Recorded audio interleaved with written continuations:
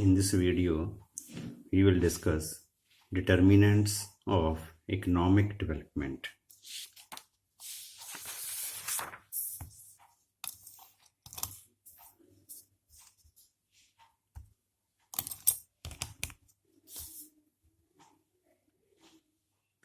Now, determinants of economic development. Determinants means the factors on which economic development depends. ऐसे कौन कौन से factors हैं जिन पर इकोनॉमिक डेवलपमेंट डिपेंड करती है, किस कंट्री की कितनी डेवलपमेंट हो सकती है, कितना उसमें पोटेंशियल है, कैसे हम डेवलपमेंट को बढ़ा सकते हैं, ऐसे कौन से फैक्टर्स हैं जिनके ऊपर डेवलपमेंट डिपेंड करती है. These are known as the determinants. अब जितने भी ये डिटर्मिनेंट्स हैं, generally we will discuss in this video 17 determinants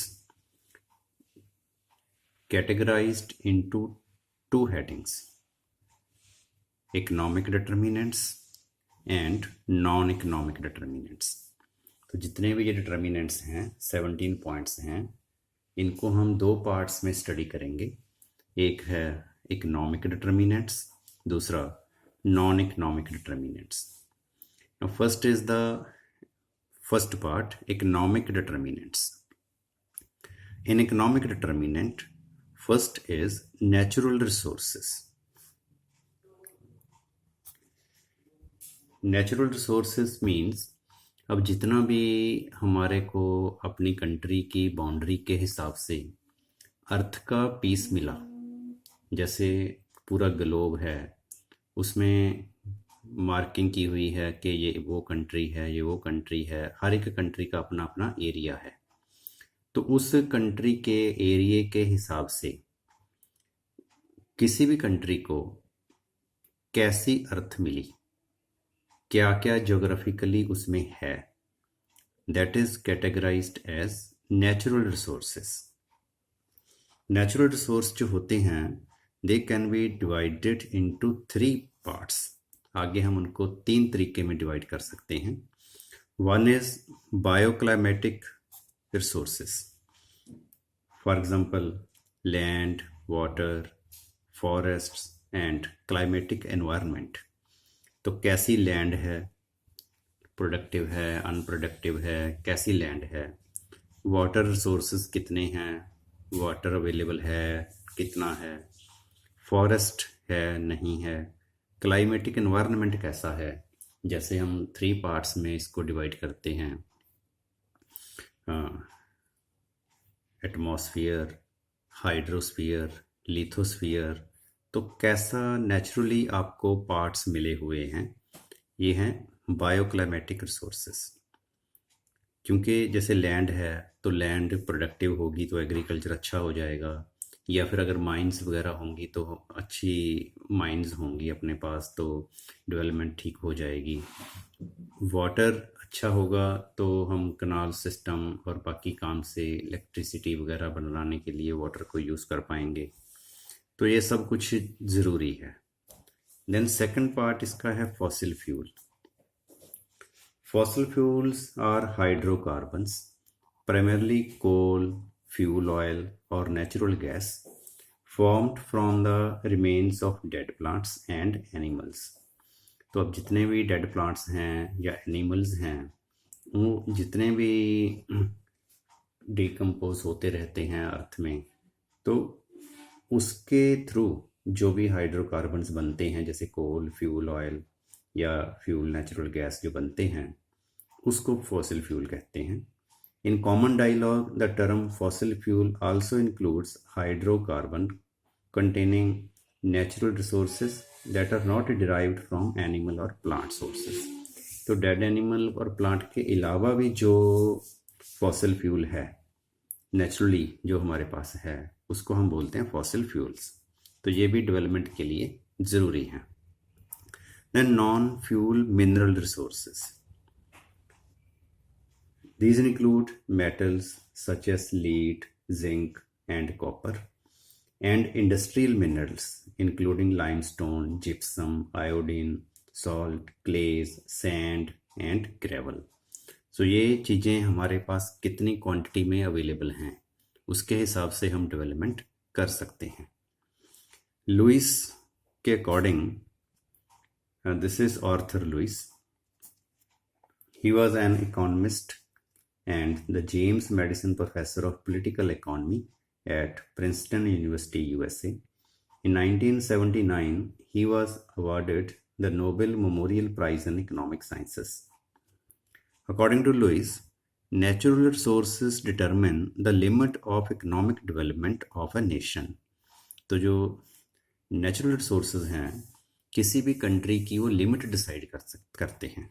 जैसे सपोज ये कंट्री ग्रो हो रही है तो ये कहाँ तक ग्रो होगी, सपोज यहाँ तक ग्रो होगी, ये लिमिट बन गई, इसके ऊपर ये कंट्री नहीं जा सकती। क्यों नहीं जा सकती? Because of the use of natural resources, क्योंकि जितने जिसके पास नेचुरल रिसोर्सेज हैं वहाँ तक ये कंट्री का पोटेंशियल है डेवलप होने का। अगर हम सारे नेचुरल रिसोर्स को ऑप्टिमली यूज़ करें तो ये जो कंट्री है सपोज वो यहाँ से लेकर ऐसे ऐसे ऊपर जाकर यहाँ तक जा सकती है। दिस इज़ द पोटेंशियल और limit. Countries with more natural resources, अब जिस कंट्री के पास ज़्यादा नेचुरल रिसोर्स है, can develop much easily than others. अब सपोज दो कंट्रीज हैं ए एंड बी, ए के पास नेचुरल रिसोर्स ज़्यादा हैं, बी के पास कम हैं। इट मीन्स ए कंट्री जो है by using natural resources, a country B के कंपैरेटिव ज़्यादा डेवलपमेंट कर सकती है, but provided if these resources are effectively exploited by the labour. तो इसमें हम ये बोल रहे हैं कि नेचुरल रिसोर्स अगर हैं ए कंट्री में तो ए कंट्री डेवलप करेगी, बट वो तभी डेवलप करेगी इफ़ ये जो रिसोर्सेज हैं उनको लेबर ने पूरी तरह से यूज़ किया। This is the first determinant, natural resources. इसमें हमने क्या देखा कि नेचुरल रिसोर्सेज होने चाहिए और उनका प्रॉपर यूज़ होना चाहिए, then economic development will be there. Second point is human resources. जैसे नेचुरल रिसोर्स है, this is another resource, human resource. The abundance of natural resources is insignificant when human resources are deficient. तो जितने भी natural resource हैं, जैसे हमने देखा land, water, forest, environment या मिनरल्स या फॉसिल फ्यूल, तो जितने भी ये नेचुरल रिसोर्सेज हैं इनको यूज़ करने के लिए हमें मैन पावर की ज़रूरत पड़ती है। सो ह्यूमन रिसोर्सेज बहुत ज़्यादा ज़रूरी हैं, क्योंकि हमने जैसे देखा कि नेचुरल रिसोर्स अगर ज़्यादा हों तो कोई फ़ायदा नहीं अगर ह्यूमन रिसोर्सेज कम हों। ह्यूमन रिसोर्सेज जो हैं they can B categorised into two categories. तो दो कैटेगरी में हम इनको डिवाइड कर सकते हैं ह्यूमन रिसोर्सेज को। One is physical labour, other is human skill. Physical labour, it refers to the labor supply as determined by number of workers and hours of work। तो ये सिंपल है कि कंट्री के पास कितने वर्कर्स हैं, number of workers कितने हैं और वो कितने घंटे काम कर सकते हैं, तो इस पे डिपेंड करता है ह्यूमन रिसोर्स।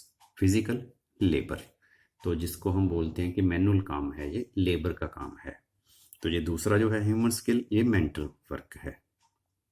तो पहले फिजिकल वर्क की हम बात कर रहे हैं, लेबर की।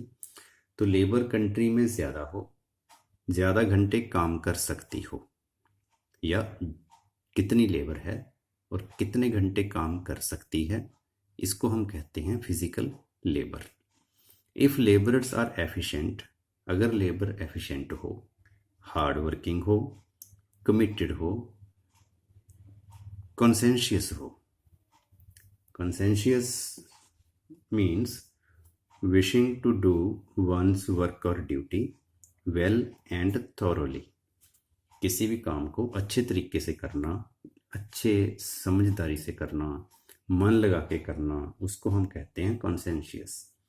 तो अगर लेबर जो है एफिशिएंट है, हार्ड वर्किंग है, कमिटेड है, कॉन्सेंशियस है, तो इकोनॉमिक डेवलपमेंट का होना ज़रूरी है।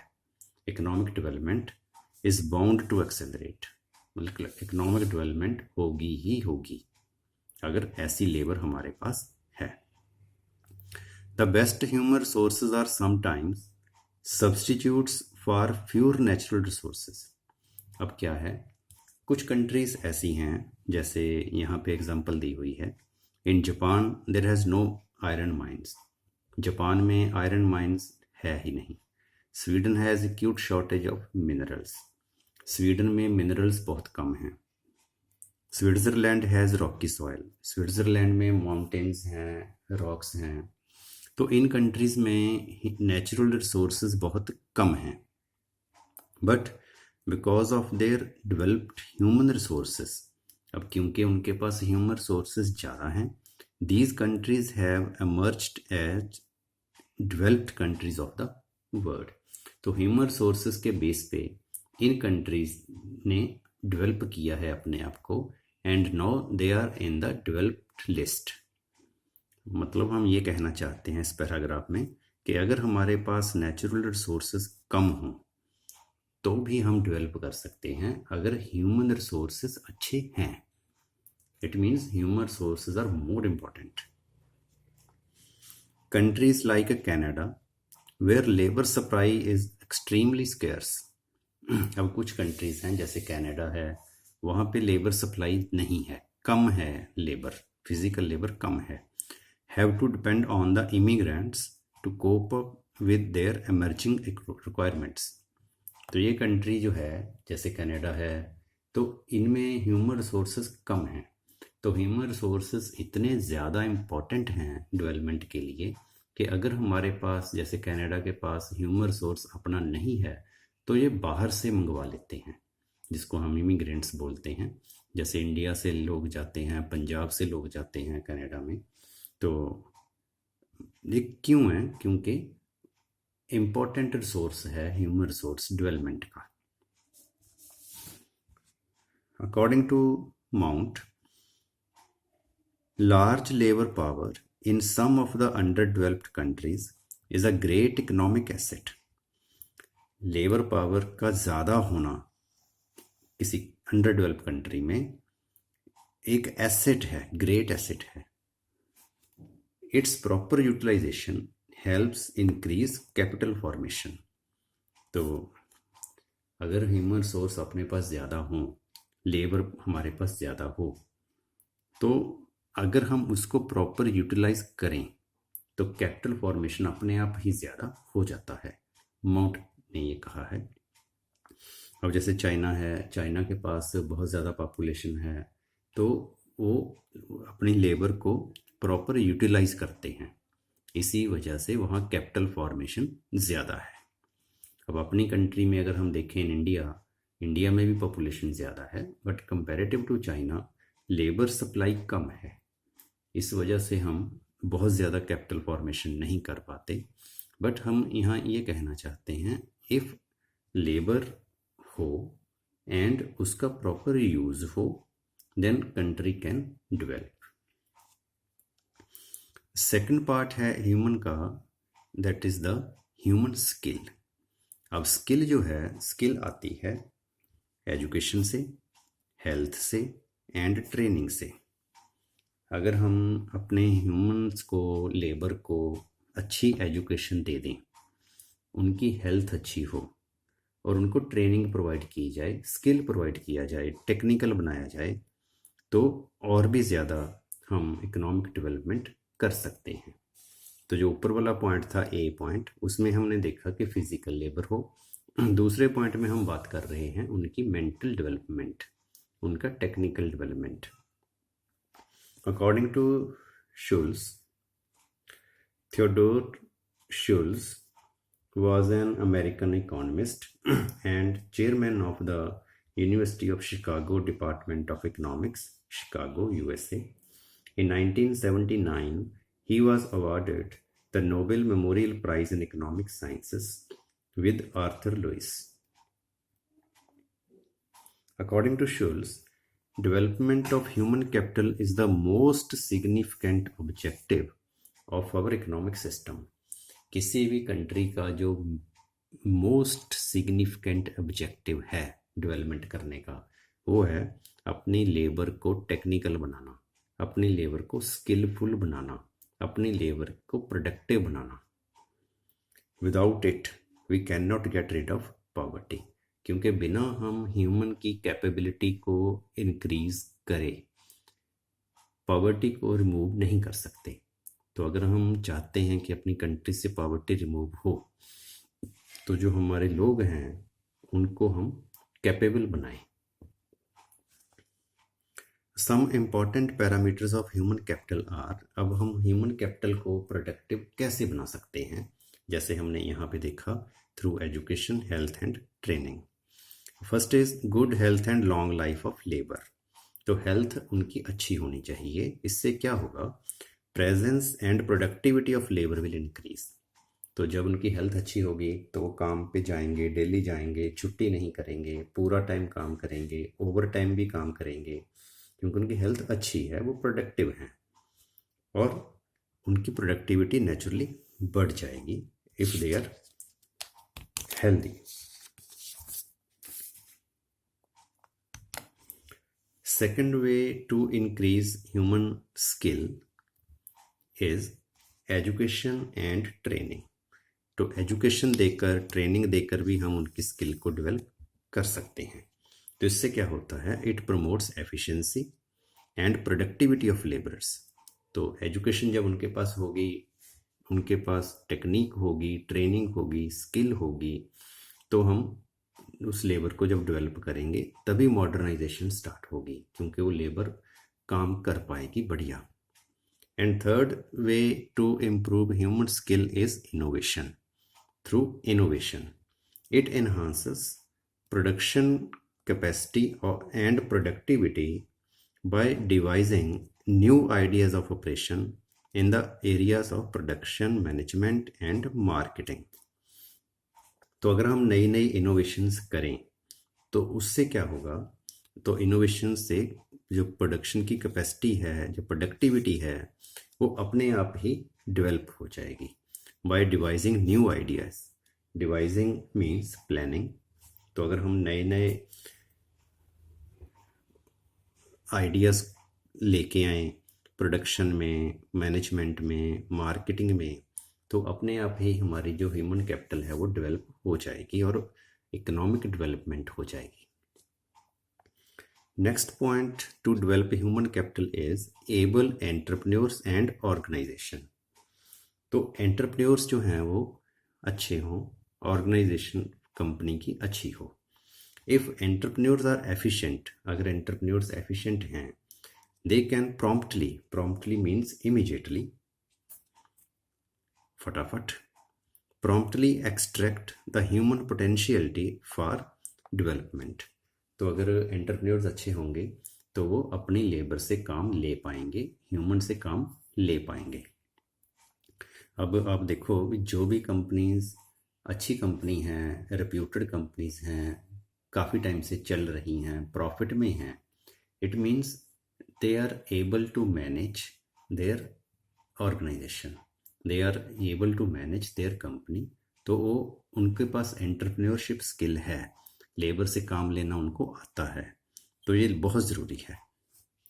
According to Bauer and Yamey, ये दो इकोनॉमिस्ट हैं, Peter Thomas Bauer was a Hungarian born British development economist and Basil Yamey is a South African economist. For many years, he was a professor at London School of Economics in UK. According to Bohr and Yome, the ability of individuals to perceive का मतलब होता है become aware, किसी चीज़ के बारे में ज्ञान होना. The ability of individuals to perceive new opportunities for project and the ability and willingness to exploit them. तो किसी नए प्रोजेक्ट के बारे में, किसी नए आइडिया के बारे में लोगों को पता होना और उस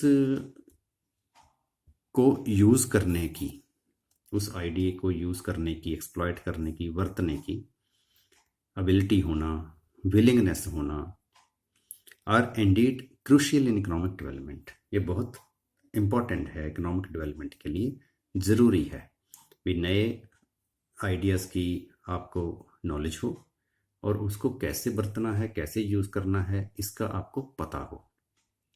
तो ये इकोनॉमिक डेवलपमेंट के लिए बहुत ज़रूरी है। तो एक जो अच्छी ऑर्गेनाइजेशन है, अच्छे एंटरप्रेन्योर हैं, they know these things very well. Third point is physical capital resources. अब natural capital and physical capital में क्या डिफरेंस है? नेचुरल कैपिटल वो है जो हमें नेचर ने दी, वो हम ना तो किसी दूसरी कंट्री से ले सकते हैं और ना अपने रिसोर्स हम किसी दूसरी कंट्री को दे सकते हैं, क्योंकि वो जितने हमारे पास हैं उतने ही रहेंगे। इंपोर्ट एक्सपोर्ट हम उन चीज़ों का डायरेक्टली नहीं कर सकते, क्योंकि वो जोग्राफिकली हमारे पास जो लैंड एरिया आया वो जैसा आया वैसा ही है। बट जो फिजिकल कैपिटल है मैन मेड रिसोर्सेज, जिसमें हम जैसे मशीन्स हैं, प्लांट्स हैं, इक्विपमेंट्स हैं प्रोडक्शन के, फैक्ट्री बिल्डिंग है, रॉ मटेरियल है, इंफ्रास्ट्रक्चर है, ये सारी चीज़ें इसमें आती हैं, जिसको हम कहते हैं फिजिकल कैपिटल। तो physical capital refers to the stock of those goods which are produced by human beings. तो जो नेचर ने नहीं दी हमें, ये ह्यूमन बींग्स ने प्रोड्यूस की हैं and are used for further production, जिनको हम और प्रोडक्शन करने के लिए यूज़ करते हैं, जैसे मशीन्स हैं, प्लांट्स हैं, प्लांट मीन्स फैक्ट्री, इक्विपमेंट्स हैं, टूल्स हैं प्रोडक्शन के, और फैक्ट्री बिल्डिंग्स हैं, या रॉ मटेरियल है, या फिर इंफ्रास्ट्रक्चर है। जैसे इंफ्रास्ट्रक्चर दो तरह का होता है, एक है फिजिकल इंफ्रास्ट्रक्चर जिसमें रोड्स, रेलवेज और जितने भी ट्रांसपोर्ट मीन्स हैं, कम्युनिकेशन मीन्स हैं, या इलेक्ट्रिसिटी है, ये सब कुछ है। तो दूसरा होता है सोशल इंफ्रास्ट्रक्चर, जिसमें जैसे स्कूल्स, एजुकेशन और हेल्थ, ये चीज़ें आती हैं। Lack of capital in under developed countries. अब जो अंडर डेवलप्ड कंट्रीज होती हैं उनमें कैपिटल की कमी होती है, फिजिकल कैपिटल की, is considered as the prime cause of their under development. तो अंडर डेवलप्ड कंट्री में फिजिकल कैपिटल का कम होना उनकी अंडर डेवलपमेंट का मेन रीजन है। ऑन द अदर हैंड, दूसरी side, abundance of physical capital in developed countries. अब जो डेवलप कंट्रीज हैं वहाँ पे ये फिजिकल कैपिटल बहुत ज़्यादा है। It explains the richness of their growth and development. तो यही कारण है कि वो कंट्रीज रिच हैं, डेवलप हैं। Capital formation impacts the process of development in two ways. तो जो कैपिटल फॉर्मेशन है, कैपिटल फॉर्मेशन के बारे में एक अलग से हमारा टॉपिक है, इसके ऊपर अलग से एक वीडियो है, वहाँ पे हम इसके मीनिंग को डिटेल में एक्सप्लेन करते हैं। मैं आपको थोड़ा सा इसमें बता देता हूँ। जैसे सपोज हमारी जो फैक्ट्री है वो है 100 की, तो इसमें सपोज हमने 20 प्रॉफिट कमा लिया, तो 20 प्रॉफिट में से हमने 10 अपनी फैक्ट्री में लगा दिया, तो नेक्स्ट ईयर हमारी फैक्ट्री की वैल्यू होगी 110। तो इसमें से हमने 25 प्रॉफिट कमा लिया, हमने सपोज 15 और फैक्ट्री में लगा दिया, तो हमारी फैक्ट्री होगी 125। तो 100 से ये 110, 125, ऐसे ऐसे जब हम और इन्वेस्टमेंट करते जाते हैं, इसको कहते हैं कैपिटल फॉर्मेशन। कैपिटल जो है वो बढ़ती जा रही है। तो कैपिटल फॉर्मेशन जो है वो डेवलपमेंट दो तरीके से करते हैं। One is the capital deepening, other is capital widening. Capital deepening क्या है? This occurs when the existing workers are equipped with modern machines। तो जितने भी वर्कर्स हमारे पास हैं, अगर हम उनको मॉडर्न मशीन्स दे दें, इट एनहांसेस देयर प्रोडक्टिविटी, तो उनकी प्रोडक्टिविटी इंक्रीज हो जाएगी, and this capital output ratio falls. Capital output ratio जो है वो कम हो जाएगी। अब कैपिटल आउटपुट रेशो क्या होती है? अगर हम इसको सिंपली लिखें, कैपिटल आउटपुट मीन्स अगर ये ज़्यादा है, suppose it is 4, it is 1, तो इट मीन्स हमें 4 टाइम्स कैपिटल चाहिए जितना हमें आउटपुट करना है। तो अगर ये कम हो तो हमें उतनी ही कैपिटल कम चाहिए। तो कैपिटल आउटपुट रेशो कम कैसे होगी? अगर हमारे वर्कर्स के पास मॉडर्न मशीन्स हैं, ऑटोमेटिक मशीन्स हैं, हाई टेक्नोलॉजी है। तो वर्कर्स को मॉडर्न मशीन देना, हाई टेक्नोलॉजी देना, that is known as capital deepening. तो अगर हम कैपिटल डीपनिंग करेंगे तो उसमें हमारी कैपिटल आउटपुट रेशो कम हो जाएगी एंड डेवलपमेंट हो जाएगी। दूसरा है capital widening. Capital widening means this occurs when use of machines is horizontally spread to absorb more workers who are either earlier unemployed। तो इसमें क्या है कि वर्कर्स जो पहले हमारे पास लगे हुए हैं, जैसे हमारे पास मशीन्स हैं, 8 लोग काम कर रहे हैं, तो और मशीन्स ले आना और 2 लोग सपोज और आ गए हमारे पास काम करने के लिए, इट मीन्स हमारी प्रोडक्शन करने की कैपेसिटी बढ़ गई। It converts unproductive workers into productive workers. तो वो जो 2 लोग थे पहले वो अनएम्प्लॉयड थे, अनप्रोडक्टिव थे, अब हमने उनको भी मशीन्स दे दी तो वो भी प्रोडक्टिव हो गए। तो इसको कहते हैं कैपिटल वाइडनिंग, कैपिटल को फैलाना। This is the important determinant physical capital resources. Fourth point is technical progress.